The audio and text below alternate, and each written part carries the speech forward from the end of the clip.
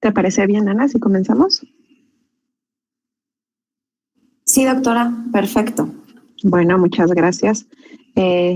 Antes que nada, un saludo a todos aquellos asistentes a esta presentación. Como pueden ver ustedes en la pantalla, yo, para los que no me conocen, me presento. Soy Azucena Salazar Piña. Soy profesora investigadora de tiempo completo de la Facultad de Nutrición. Algunas veces cuando me escuchan presentar este tipo de cosas piensan que soy bióloga o que soy química o alguna otra cosa, por lo cual quisiera presentarme un poquito más a fondo. Yo soy licenciada en nutrición, egresada de la Universidad Autónoma del Estado de México. Ahí hice también un posgrado en Ciencias de la Salud y después hice un doctorado en Ciencias de la Salud Pública con énfasis en enfermedades infecciosas en el Instituto Nacional de Salud Pública. Entonces, bueno, tengo esa es mi preparación y tengo un par de años en la facultad haciendo investigación. Entonces, bueno, algunos saben, o si no, bueno, les comento que la clase de programación fetal, yo soy uno de los docentes de esta materia. Por ahora es una optativa, pero en el nuevo programa ya está incluida como una materia obligatoria. Entonces, bueno, algunos nos veremos por ahí durante la clase.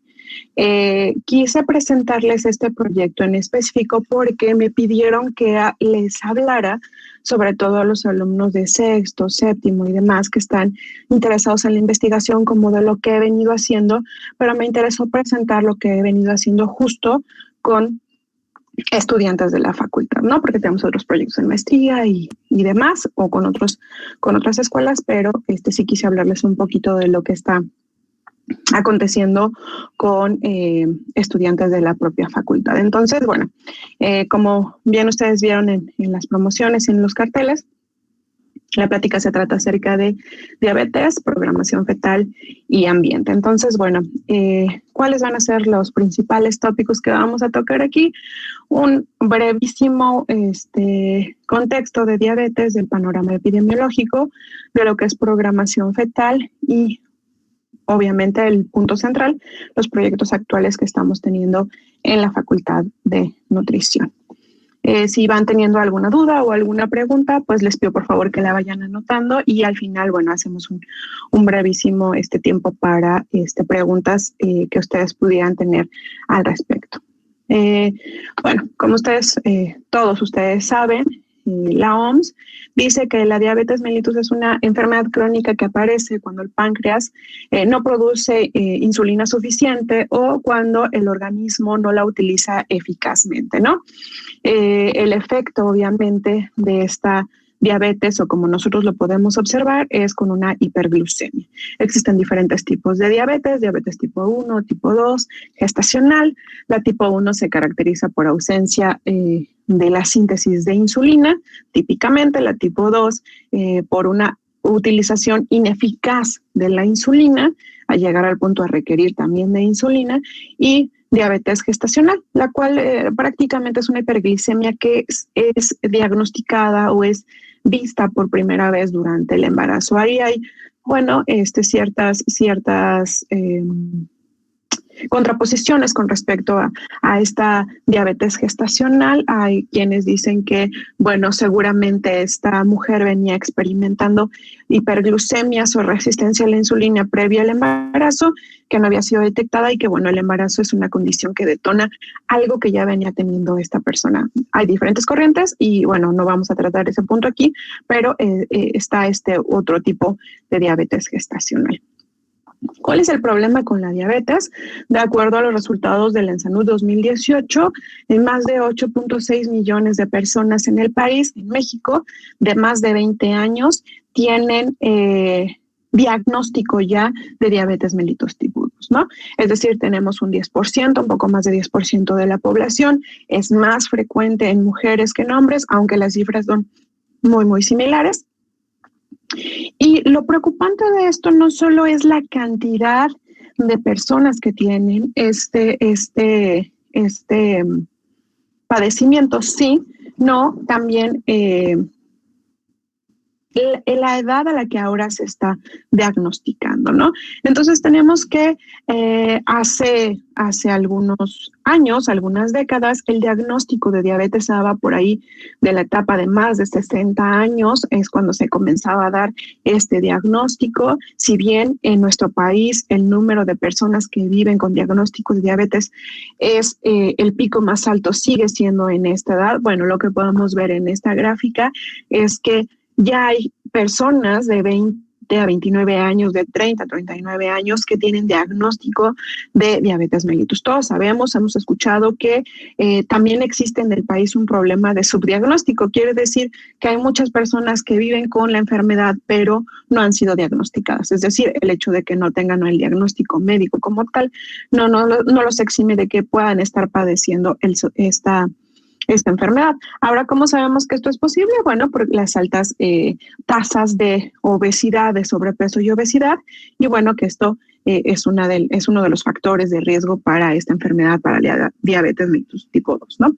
Bueno, hace algunos años se decía, bueno, si el diagnóstico se da alrededor de los 60 a 69 años, vamos a hacer un estudio de qué fue lo que pasó antes, ¿no? Entonces se veía todo, se recorría el tiempo atrás sobre cuáles habían sido las exposiciones, los factores de riesgo que llevaban a las personas a tener esta enfermedad a esta edad. Sin embargo, como ahora los diagnósticos se están dando a edades más tempranas, en los últimos años muchos investigadores nos hemos dado a la tarea de pretender estudiar qué es lo que va a pasar con estas personas, pero no solo con ellas, sino poner énfasis en que estas personas que están aquí diagnosticadas, se encuentran en una edad en que se considera como una edad reproductiva. ¿Qué quiere decir? Que estas personas que están aquí pueden tener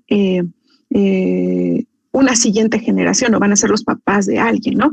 Entonces, las condiciones de cómo se va a dar la nueva generación, la producción de la nueva generación, son las condiciones que queremos revisar y que estamos propiamente revisando el día de hoy o con este tipo de proyectos, ¿no? Entonces, bueno, si estas personas ya tienen diabetes, de qué manera van a condicionar o se va a condicionar el desarrollo de su siguiente generación, ¿no?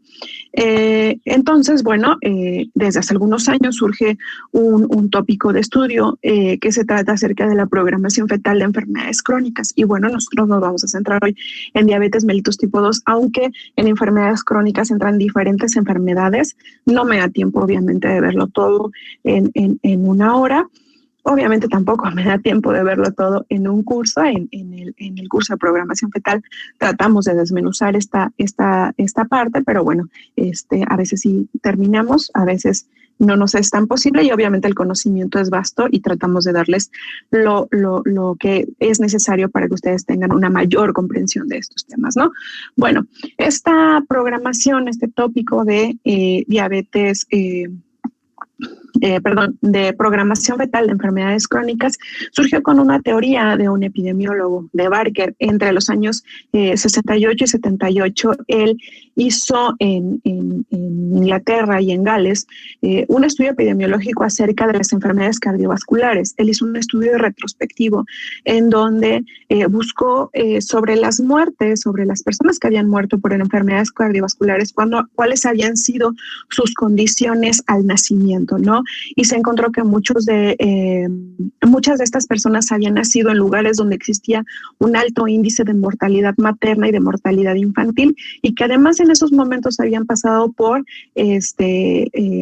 altos niveles de pobreza, ¿no? Todo esto lo comenzó a relacionar con que estas personas hubieran tenido bajo peso al nacer, ¿no? Entonces él comienza a ver que las personas que murieron por enfermedades cardiovasculares en esa época, cuando nacieron, habían tenido malnutrición materna, bajo peso al nacer, algo que después se describió como restricción del crecimiento intrauterino.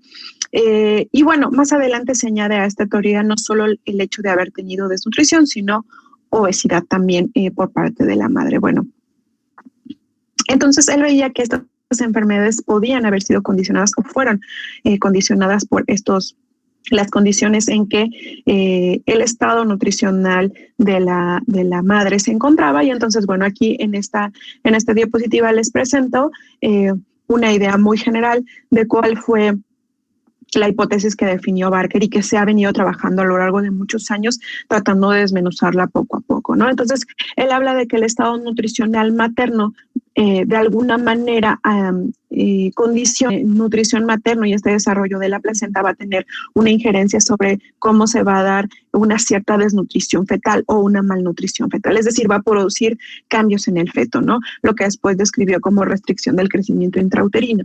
Entonces, él vio a través de diferentes estudios y obviamente en conjunto con todo un equipo, es que hay cambios en el metabolismo hepático producidos por esta afectación del feto, hay cambios estructurales en corazón, en vasos sanguíneos, en riñón, también hay cambios en el eje hipotálamo, hipófisis, glándula suprarrenal. También hay cambios en cuanto a la secreción de hormona del crecimiento, y hay cambios en el páncreas y el músculo, ¿no? Todo esto se ha ido estudiando durante muchos años, y bueno, se vio que estos cambios además se pueden amplificar por lo que está sucediendo después durante el desarrollo de la persona, ¿no?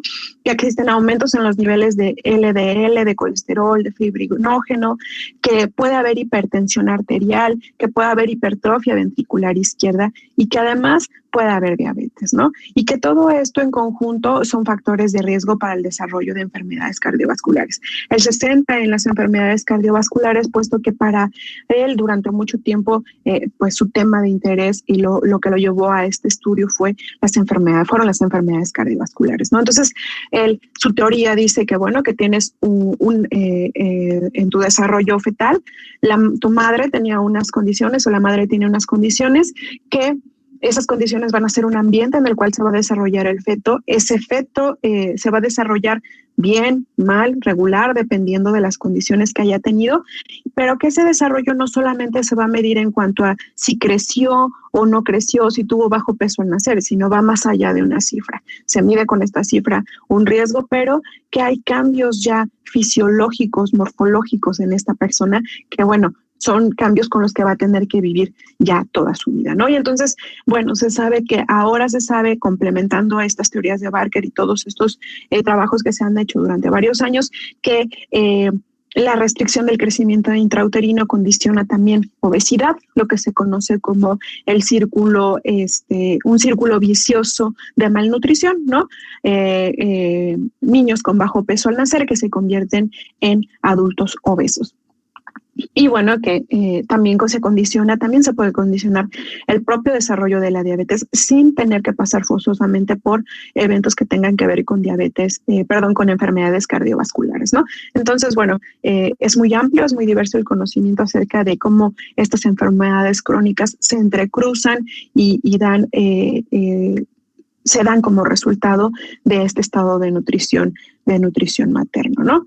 Entonces, bueno, él habla de que se ha hablado, o ya después se ha descrito todos los mecanismos, o se ha tratado de describir muchos de los mecanismos por los cuales se dan todas estas condiciones. Entonces, pues una vez que se conoce que la condición de nutrición de la madre puede ocasionar diferentes situaciones, bueno, se habla de que si la madre tiene disfunción endotelial, si tiene dislipidemia, si hay estrés oxidativo, si hay una dieta inadecuada, si hay disfunción mitocondrial, si hay diferentes cosas, también podría ser fumar, sobrepeso, obesidad. Estas condiciones pues generan un ambiente para este niño, y que este niño puede tener un peso adecuado o bajo peso al nacer, ¿no?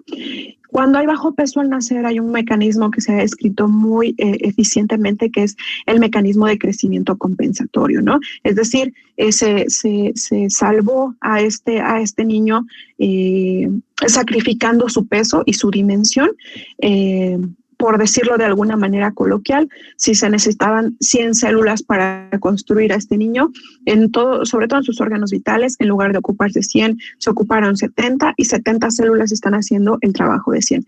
¿Qué va a hacer después? Bueno, lo hemos visto, este mecanismo de crecimiento compensatorio ayuda al niño a recuperar su peso durante los primeros 2 años de vida. Es decir, que para los 2 años de vida el niño alcanza el peso y la talla de un niño que podría no haber pasado por esta situación. Sin embargo, se han descrito ahora diferentes mecanismos en células progenitoras endoteliales que llevan a una disfunción capilar y que esto es factor de riesgo para hipertensión arterial y algunas componentes del síndrome metabólico. Y la más grave o lo más estudiado ahora es la afectación del músculo esquelético, ¿no? La disminución en la capacidad oxidativa, en la resistencia a la insulina, en la disfunción mitocondrial, ¿no? Esto lleva a que el músculo este niño no tenga las fibras musculares o el número de fibras musculares normales o adecuadas, y además que las fibras musculares con las que van a nacer no sean suficientes o no tengan la misma capacidad. Y entonces esto va a disminuir, como todos sabemos, la capacidad de hacer frente a este cambio de energía metabólica por energía mecánica. ¿Qué quiere decir? Que la energía que es provista por hidratos de carbono no va a ser lo suficientemente bien aprovechada o manejada por este músculo, ¿no? Y va a llegar el punto en que este músculo no va a poder hacer frente a los niveles de glucosa. Y bueno, esto no sería un problema si no se viviera condicionado actualmente durante una larga etapa de la vida a grandes cantidades de glucosa, como lo hemos visto por la industria alimentaria, de fructosa y demás, que bueno, hablar de fructosa y hablar del metabolismo de fructosa nos llevaría otra sesión totalmente diferente, pero bueno, entonces básicamente estos cambios en las fibras musculares nos condicionarían igual a enfermedades cardiovasculares, a obesidad, a diabetes, a este síndrome metabólico. Bueno, cuando se iniciaron estos estudios, bueno, se pensaba que podías tener o bajo peso o peso adecuado. Sin embargo, estos niños que quedaban en peso adecuado, después se comenzó a ver que también había situaciones en las cuales los niños nacían con un peso por arriba de la media o de la normalidad. Entonces, estos niños que tenían un peso elevado, ¿qué estaba pasando? También tenían estos mecanismos, no tenían estos mecanismos, o se salvaban por el hecho de haber alcanzado un peso inadecuado. Bueno, la evidencia ahora nos dice que estos niños también, los que tienen sobrepeso, sobrepeso, su mamá, obesidad, altos niveles de glucosa durante el embarazo, bueno, estos niños llegan a un punto en donde van a nacer no necesariamente macrosómicos, pero sí con mecanismos programados para aprovechar al máximo toda la energía que les sea suministrada, ¿no? Entonces tenemos un doble problema, ¿no? Porque actualmente en la sociedad, todos sabemos, tenemos niños con desnutrición, con bajo peso al nacer, pero también niños muy grandes, ¿no? Cada vez la media del peso y de los niños al nacer está aumentando, y queremos saber si esto necesariamente es bueno o hasta qué punto esto podría ser malo, ¿no? Entonces, bueno, para hacer un pequeño énfasis y un pequeño recordatorio, yo les digo siempre a mis estudiantes de esta materia de programación fetal que dejemos de pensar que en el embarazo el papel del nutriólogo simplemente es que no suba los kilos que no debe de subir y que se mantenga en ese peso y simplemente como un observador de la báscula, ¿no? Podemos ver que la nutrición tiene un papel sumamente importante para el desarrollo adecuado de esta nueva personita, ¿no? Y bueno, recomendar una mala dieta, hacer una mala praxis de la nutrición, sí puede afectar no solo a la madre, sino el futuro de este niño y cómo va a estar su riesgo para toda la vida, ¿no? De enfermedades metabólicas. La evidencia es mucha. Se sabe, por ejemplo, que hay programación de enfermedad renal, ¿no? Que cuando las mujeres fuman hay una disfunción mitocondrial y hay una modificación epigenética que ocasiona que se desarrollen los vasos capilares todos los vasos capilares del niño, pero sobre todo los capilares que tienen que ver con el riñón de manera inadecuada, y eso condiciona que se tenga un riñón, por decirlo en palabras coloquiales, débil, ¿no? Más susceptible, y entonces, bueno, sea una persona que tenga mucho mayor riesgo de tener una enfermedad renal, ¿no? También se ha estudiado el hecho de que micronutrientes específicos tienen un efecto específico sobre la programación de enfermedades crónicas, ¿no? En el caso de la vitamina B12 y cómo esta vitamina influye sobre el grado de metilación del DNA, y esto va a afectar o no diferentes genes, para bien o para mal, ¿no? Hay diferentes estudios al respecto de esto. Con esta parte de la metilación se está observando mucho que si bien se trae una carga genética, hay una recombinación de genes cuando se unen óvulo y espermatozoide, y hay genes que teóricamente deberían de estar improntados. Estos genes pueden sufrir cambios debido al ambiente en el que se está desarrollando el feto, que cuando me refiero a ambiente fetal me estoy refiriendo a la condición materna, a la condición nutricional materna, a la condición de alimentación materna, ¿no? Entonces, bueno, hay consecuencias diferentes, no solo para la madre, ¿no? El peor de los casos no es que la madre desarrolle diabetes gestacional, eso no es el peor de los casos. Sí, muy malo para la mujer que desarrolla diabetes gestacional, porque eso la hace altamente candidata a tener diabetes, pero mucho peor para el niño, porque su ambiente donde sus células se comenzaron a programar para el resto de su vida, ya se vieron afectadas, ¿no? Ya tuvo una afectación. Y bueno, ¿dónde lo podemos ver? Por ejemplo, lo podemos ver que incluso hay afectaciones a nivel cardíaco, ¿no? Niños que tienen bajo peso al nacer, estos niños nacen con hipertrofia ventricular izquierda, ya lo decíamos hace un momento, y esto es porque, bueno, el lado izquierdo de su corazón, que es el que bombea y el que trabaja durante la etapa fetal, se ve sumamente demandado durante esta etapa para tratar de bombear y sacarle el máximo provecho a esta sangre para ser utilizada al máximo todos los nutrientes que pudiera tener.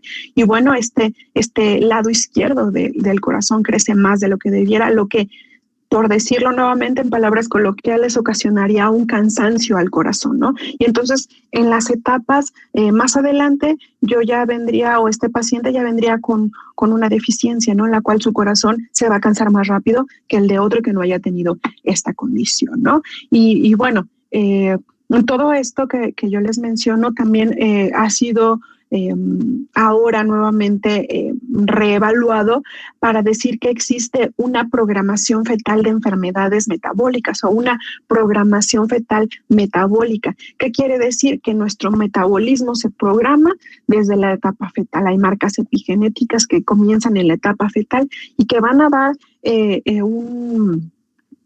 una condición a nuestro niño, ¿no?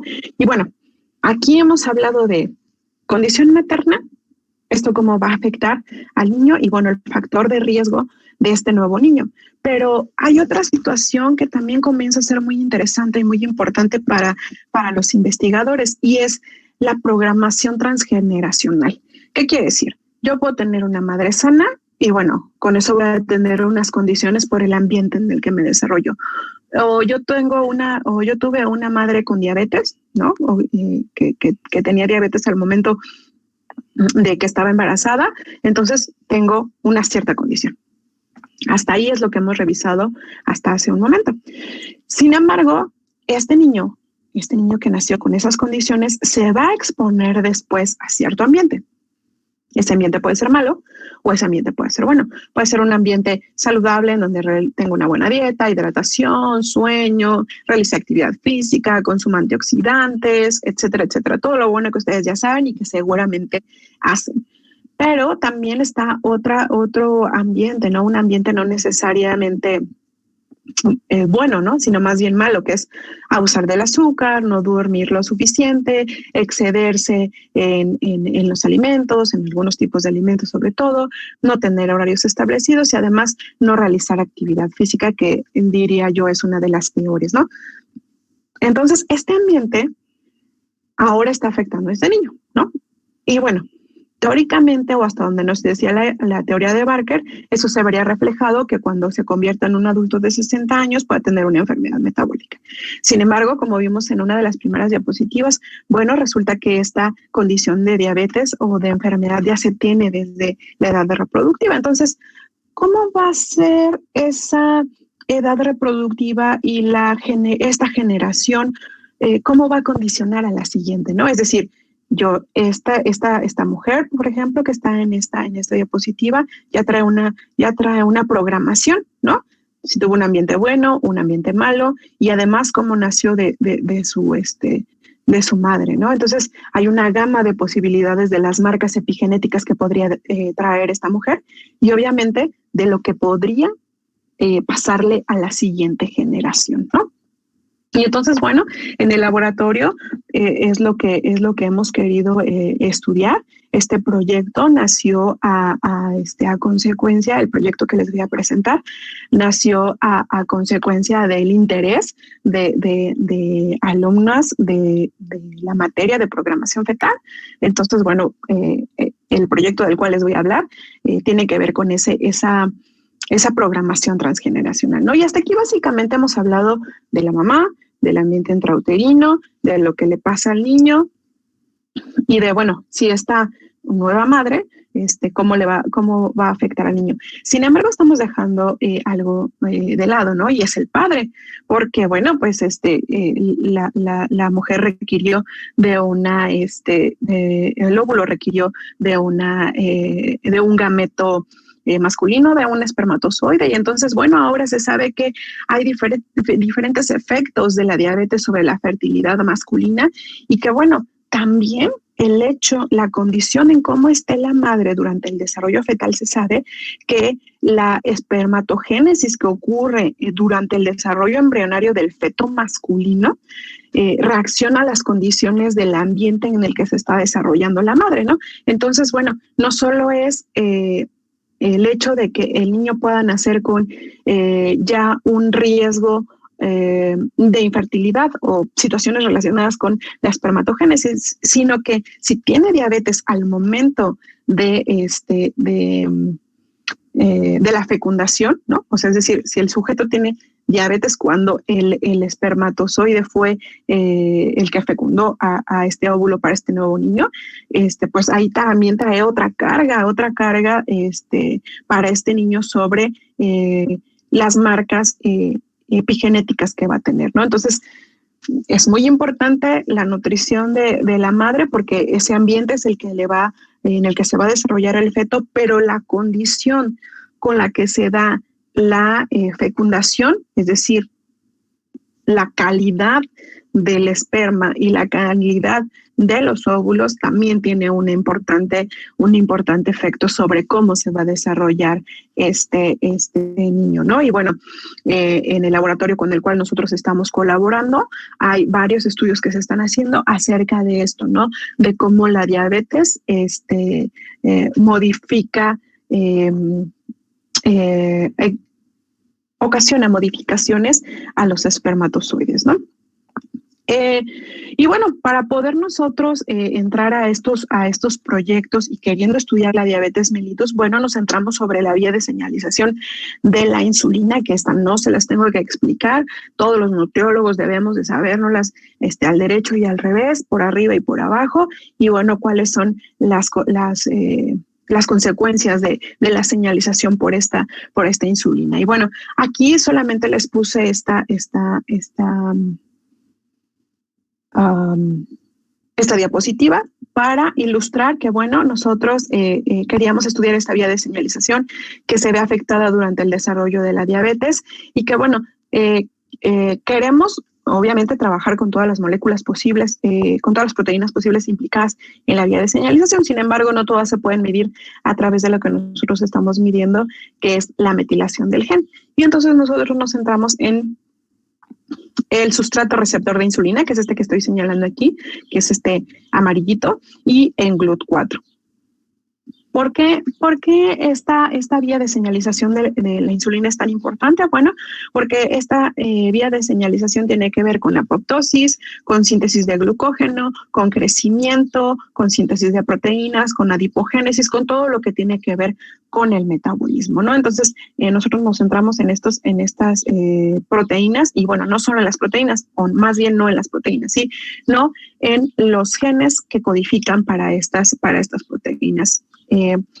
De esta manera, los cambios en estos genes los quisimos medir a través de modificaciones epigenéticas, a través específicamente de la metilación del DNA en islas CPG. Por eso es que se están utilizando estos dos genes, IRS y GLUT4, porque estos tienen islas CPG susceptibles de metilación, ¿no? Y entonces en esto se puede medir. No todos los genes tienen estas islas o las islas suficientes para ser medidos. También existen otras formas de medir marcas epigenéticas como la modificación de las histonas o microRNAs, pero bueno, por el momento es algo que aún no podemos hacer en el laboratorio ni con los laboratorios que estamos colaborando. Entonces, bueno, les platico, este proyecto se está realizando gracias a colaboraciones con el doctor Juan José Acevedo, que es el jefe del laboratorio de electrofisiología de la Facultad de Medicina.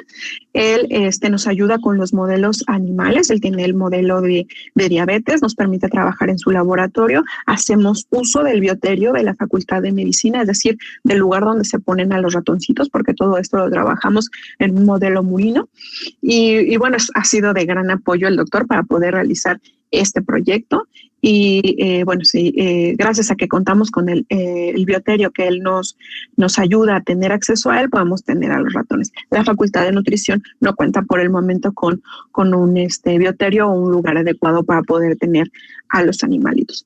¿Con quién más colaboramos? Colaboramos con la doctora Celeste Martínez Ramírez. Ustedes a lo mejor algunos la conocen, a lo mejor algunos no, tal vez más adelante de alguna plática como esta. Ella es igual PITC de la Facultad de Nutrición, pero ella es experta en genética. Entonces, bueno, ella nos ha ayudado con este proyecto, nos está ayudando con este proyecto, con algunas, enseñándole a las chicas algunas de estas técnicas. Y bueno, obviamente con su experiencia en el área que es vasta, ¿no?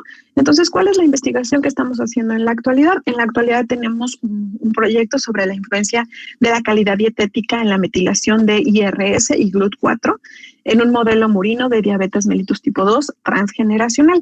Este modelo, toda la idea la hemos generado del proyecto con sus compañeras, con Esmeralda Guisado Hernández y con Gabriela Hernández Guadarrama, perdón, ahí está al revés su apellido, con Gaby y Esme hemos estado trabajando este proyecto. Ahora queremos arrancar otro proyecto, ya llevamos tiempo queriendo trabajar con el doctor Acevedo en un modelo con actividad física, es decir, donde los ratoncitos sean sometidos a actividad física y queremos evaluar el efecto de la calidad dietética y la actividad física en la metilación de genes de la vía de la insulina, ¿no? Y bueno, ese es un proyecto que está esperando por alguno de ustedes que quiera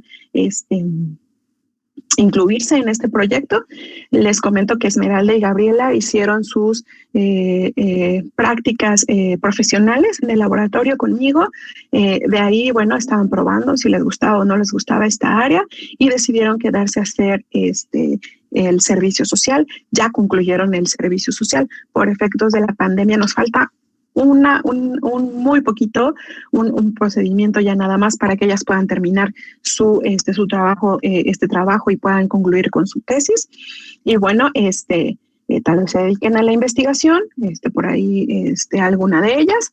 Y bueno, estamos muy contentos con el trabajo que hemos desarrollado con ellas. Y bueno, el otro proyecto, como bien les decía, está esperando por alguien que quiera integrarse. Actualmente hay una alumna que está por entrar con nosotros igual al servicio social.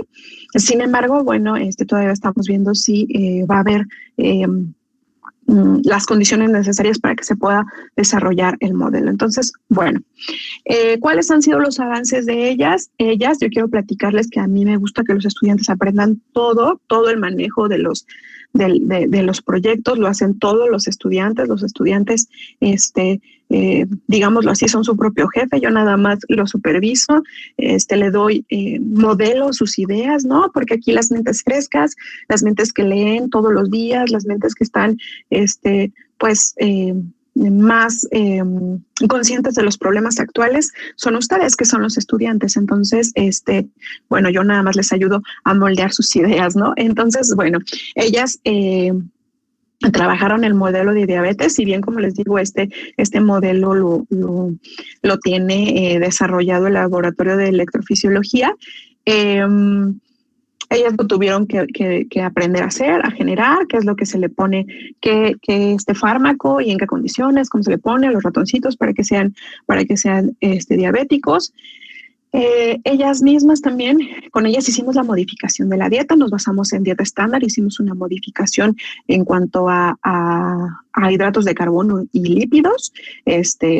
Ha sido muy enriquecedor esta parte, ¿no? Porque hemos tenido que volver a calcular cómo queda esta dieta y cuánto aporte tiene, si realmente es una dieta hipercalórica para los ratoncitos. Generaron su nueva, por así decirlo, perdón por la redundancia, su nueva generación de ratoncitos, y estos ratoncitos llevaron una dieta. Tenemos diferentes grupos con diferentes dietas, ¿no?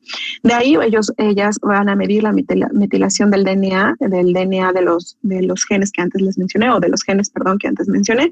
Aquí les puse esta imagen, bueno, porque los estudiantes esperan ver algo como esto cuando les decimos que van a medir metilación del DNA, pero en realidad lo que ven es algo como esto, es un gel de agarosa en donde se corrieron los diferentes fragmentos de DNA para ver si corresponden o no con metilación. Aquí les presento unas fotografías que, bueno, pedí permiso a las chicas para poderlas utilizar. Son de ellas, de las técnicas que ellas han aprendido. Como ustedes pueden ver en esta primera imagen, ellas están haciendo ahí un pequeño corte en la cola del ratón para medir glucosa y tener un control de que realmente este ratoncito es un ratón con diabetes, ¿no? De ahí, pues, como ustedes saben, los ratones son muy pequeñitos, entonces necesitamos una cantidad suficiente de sangre para poder procesar esta muestra de sangre. Y bueno, les enseñamos a las chicas a cómo extraer sangre intracardíaca. Ese es el procedimiento, es un procedimiento estándar, obviamente todo manejado de acuerdo a las prácticas adecuadas y éticas de animales de laboratorio. No sufren, no hay nada de eso, ¿no? Pero sí se les extrae esta sangre de manera intracardíaca para poder después tener esto, que es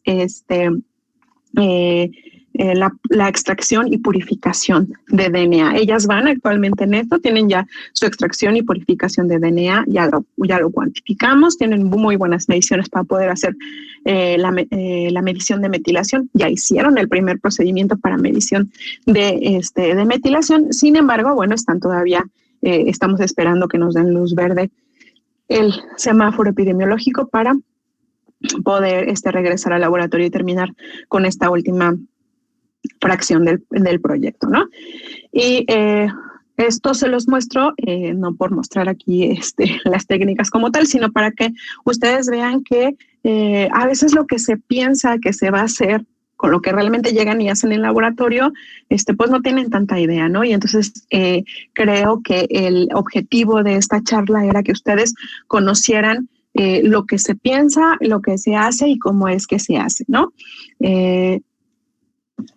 Quise incluir aquí los títulos de las últimas tesis que he dirigido. Estas no son de licenciatura, son de maestría, pero les quise incluir porque bueno, ya les presenté este proyecto de programación fetal y de lo que hacemos con ratoncitos, pero a veces igual, ¿no? Nos quedamos con la idea de, la doctora nada más trabaja con ratones y nada más hace ciencia básica, ¿no?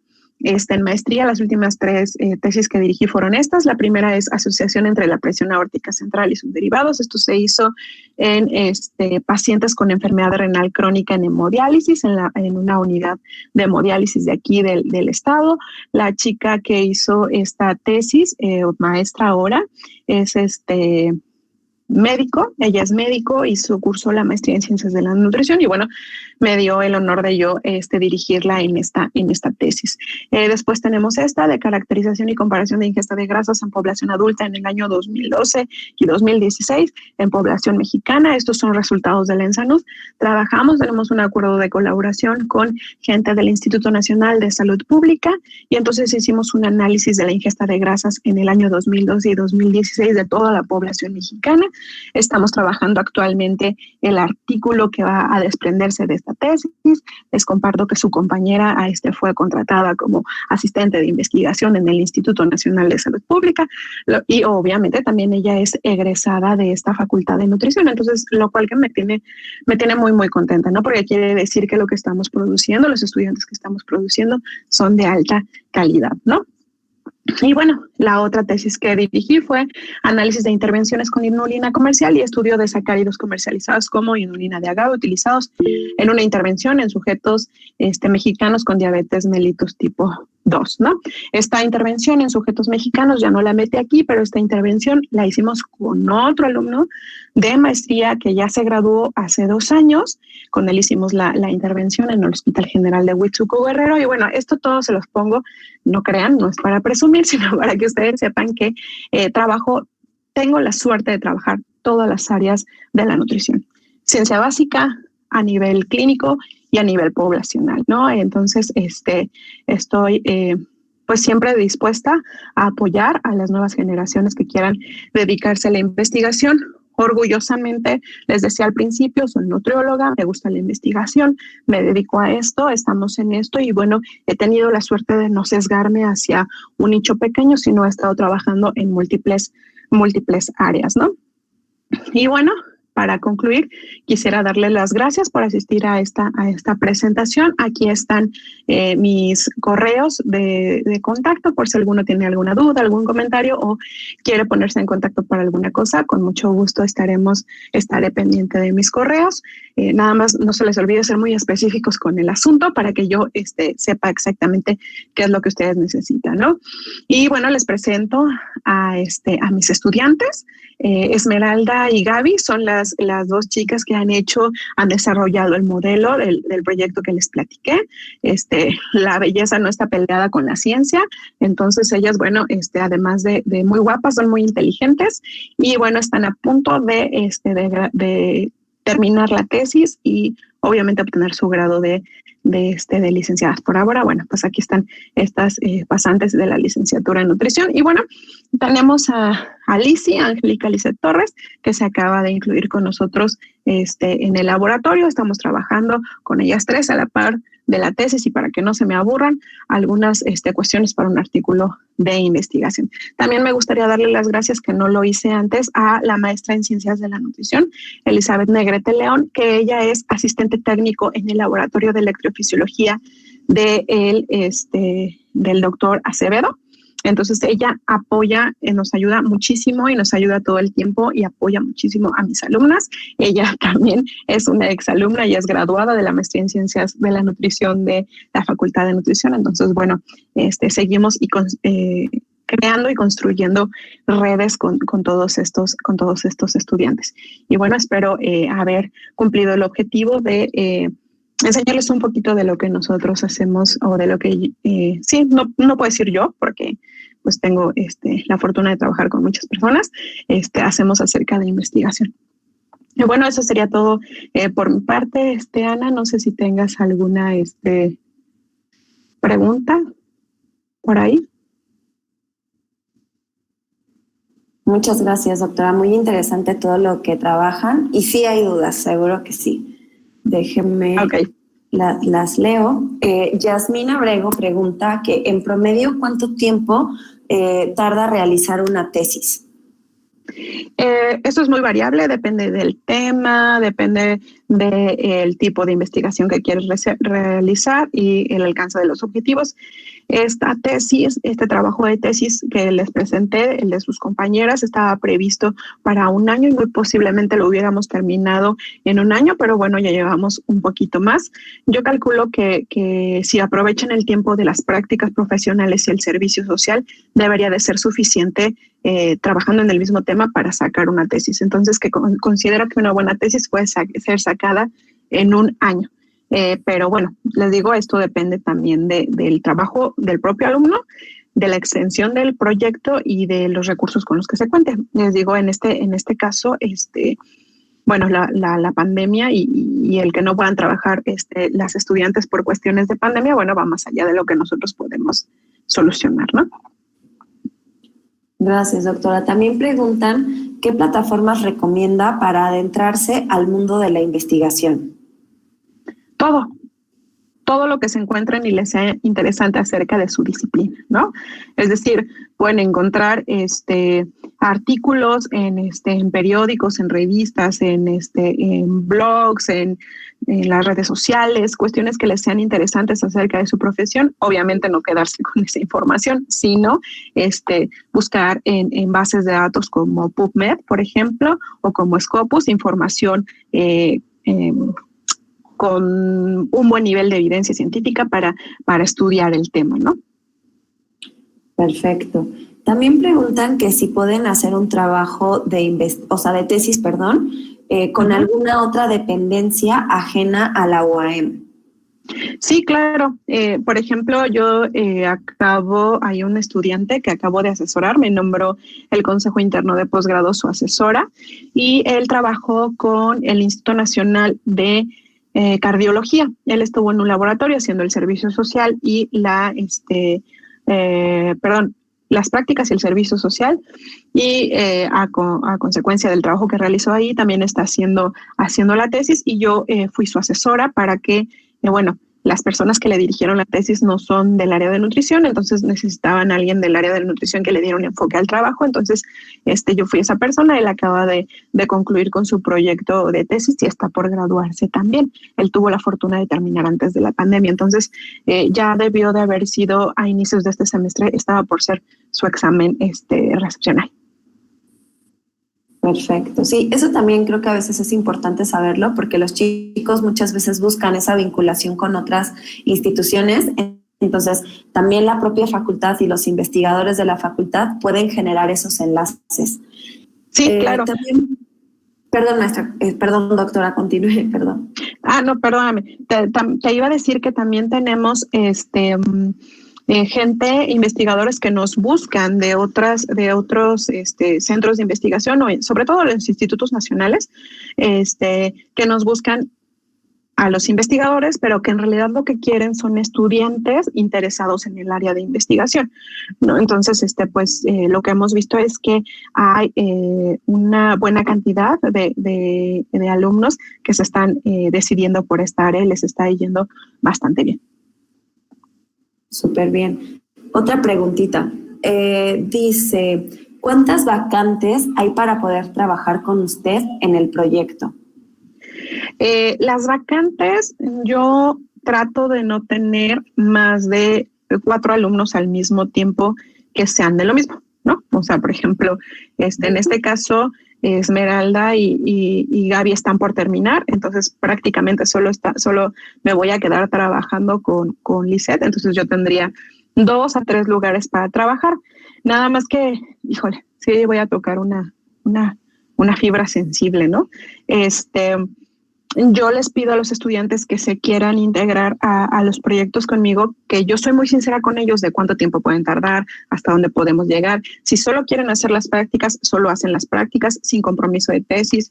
Si solo quieren hacer el servicio, solo el servicio, igual sin compromiso de tesis, pero que si se comprometen a hacer tesis y si deciden optar por tesis, sí, deben de firmar una carta compromiso de que realmente van a sacar la tesis. No es por mí, no es porque yo yo lo exija de esa manera, ni siquiera hay una legislación al respecto, es simplemente una carta de compromiso. ¿Por qué? Porque yo trabajo con otros investigadores, ¿no? Entonces, los investigadores nos prestan sus instalaciones, insumos y demás, y entonces si yo le digo después de 3 meses al investigador, ay, ¿qué crees? Que ya el alumno siempre ya no quiso, pues sí es como que no puedo hacer eso, ¿no? Porque al siguiente chico le vamos a quitar la oportunidad a un siguiente estudiante que quisiera tener esa oportunidad, ¿no? Entonces sí, mis alumnos le pueden preguntar a mis exalumnos. Me caracterizo por ser muy sincera en esa cuestión y en pedirles a ustedes, a los estudiantes que quieran estar conmigo, su sinceridad de realmente hasta dónde quieren llegar con el proyecto.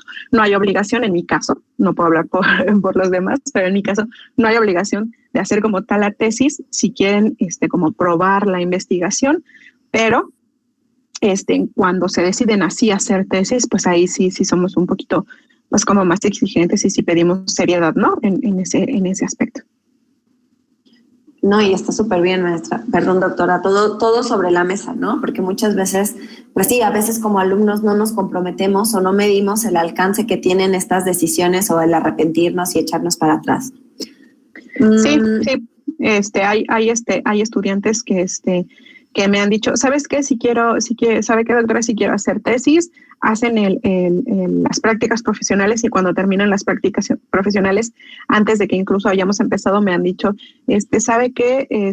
Creo que la tesis va a ser muy amplia y yo ya había un diplomado y no sé qué, adelante, pueden hacerlo. Lo que ya no, con lo que yo no podría funcionar sería, por ejemplo, que estuviéramos ya con los documentos metidos para la tesis y demás, y el trabajo bastante avanzado y que no se concluyera, ¿no? Por supuesto.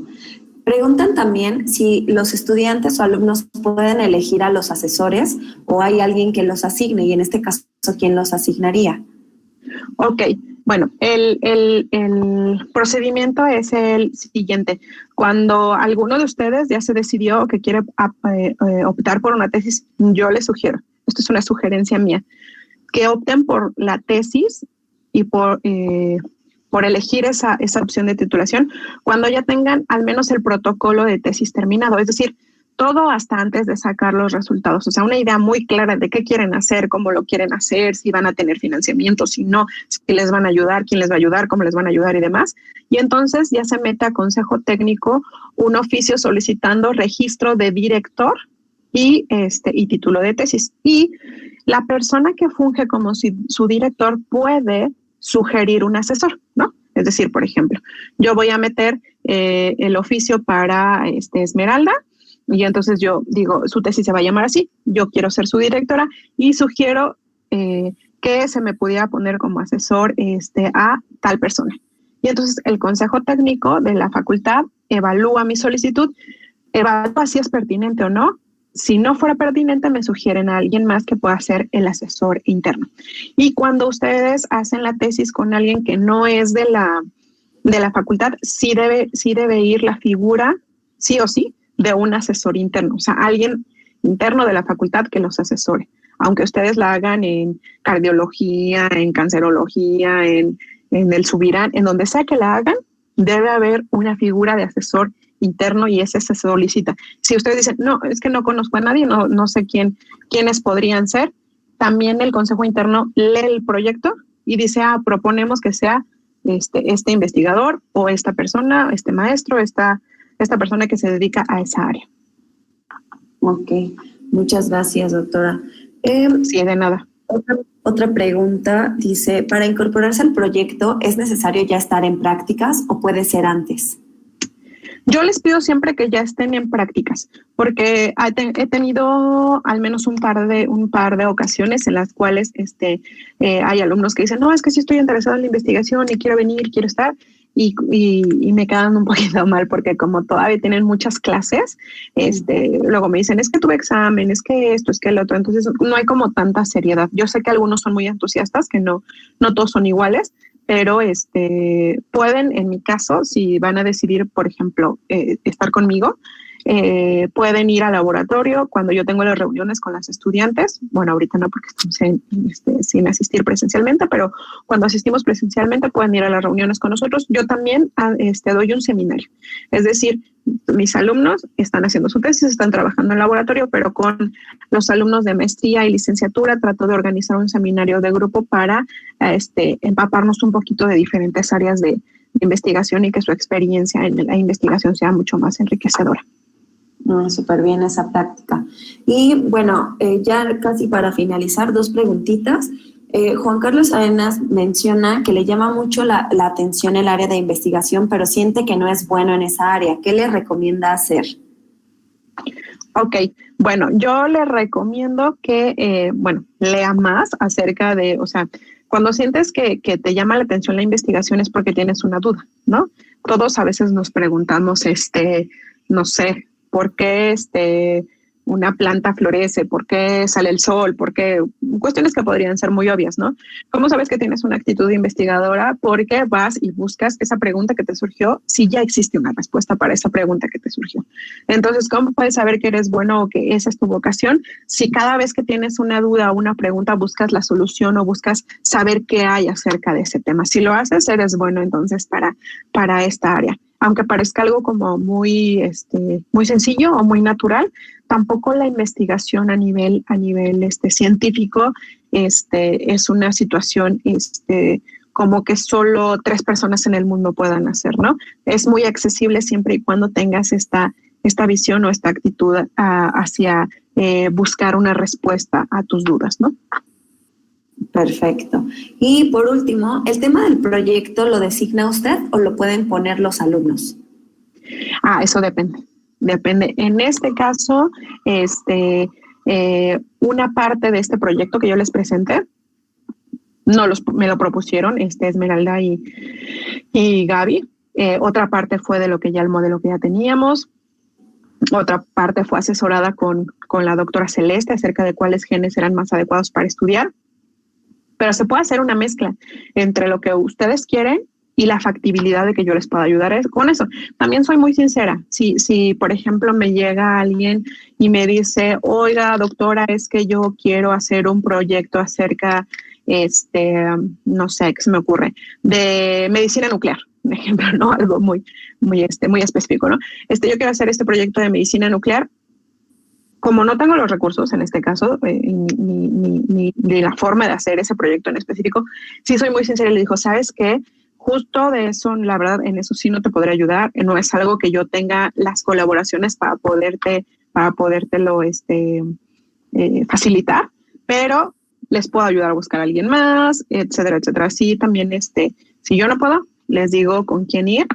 Obviamente no soy la única investigadora de la facultad, hay muchas muy buenas y entonces, pues bueno, buscamos opciones, ¿no? Hay gente que ha llegado de entrada conmigo y me dice, es que quiero hacer investigación y no sé qué, y una vez que platicamos y vemos cuáles son sus temas de interés, por ejemplo, me pasó con una chica que ya me dijo, no, es que lo mío más son como los alimentos y demás.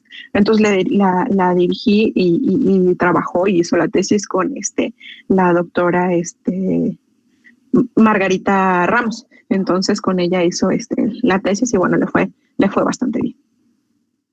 Sí, y justamente también estas pláticas que estamos proponiendo desde el programa de tutorías justamente buscan eso, o sea, que conozcan, que sepan con quién acercarse, porque muchas veces vemos o ya demasiado tarde nos damos cuenta de estas inquietudes que tienen los alumnos y podría haber sido un alumno titulado por tesis o un postulante para la maestría, etcétera, etcétera. Entonces, por eso lo dirigimos a esta etapa de su formación para que se puedan ir interesando. Todavía hay algunas preguntas, pero para ya no extenderme más con el tiempo y respetarlo, las voy a copiar y yo se las haré llegar a la doctora para que ella les pueda dar respuesta. De igual forma, ella ya les compartió sus correos electrónicos, donde también le pueden llegar a hacer este tipo de dudas y si es de su interés, pues a trabajar con ella más adelante. Muchas gracias, Ana. Muchas gracias a todos los que asistieron a esta sesión. Solamente como mensaje final, sí me gustaría decirles que la tesis, si bien no es lo más sencillo de hacer, tampoco es un monstruo que nos puede comer vivos, ¿no?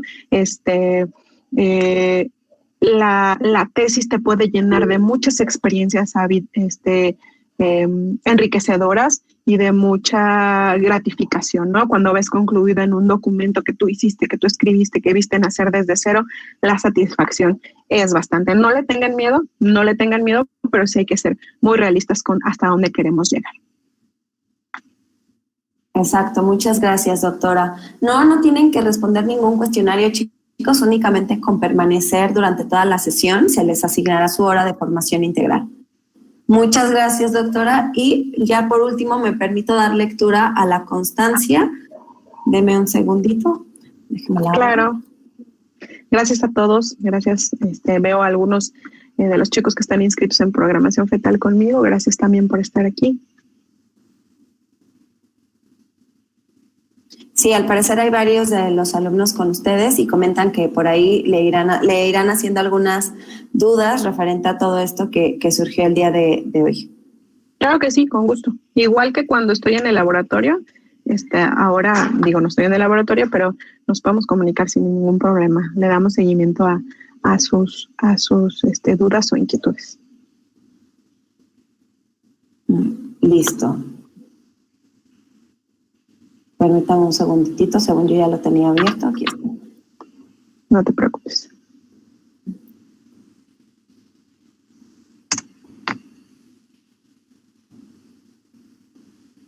Y bueno, ¿me confirma por favor si ahí se ve bien?